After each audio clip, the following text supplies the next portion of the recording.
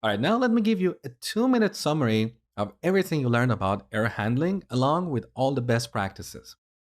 So, in Express, we have this error middleware, which is basically a function with 4 arguments: error, request, response, and next.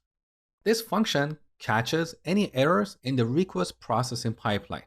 So here we use Winston to log the error and then return a 500 or internal server error with a friendly message to the client. Now, as I told you, this only works for errors that happen in the request processing pipeline. It will ignore anything outside the context of Express.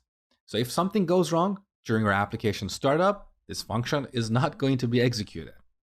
So that's why in index.js, we need to call Winston.handle exceptions to get any uncaught exceptions and log them to a file. Now, as I told you before, at the time of recording this video, this only works with uncaught exceptions. It will not work with unhandled promise rejections. But I know there is an open issue on their GitHub page. Somebody suggested that we need to add this feature to Winston, and chances are it will be available in the future. So for now, we need to subscribe to unhandled rejection event of the process object.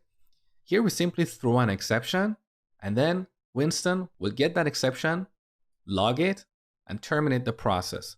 So as a best practice, when you're dealing with these kind of exceptions, you should terminate the node process because the process can be in an unclean state. So you should restart it with a clean state. In production, we use tools that we call process managers, which are responsible for automatically restarting a node process. So that's all about error handling and logging. Now, if you look at the code in index.js, you can see this code is really growing out of hand. We have so much stuff happening here and quite a few require statements on top of this file. This is not how we build enterprise applications. So over the next few lectures, I'm going to show you how to refactor this module and make it clean and maintainable.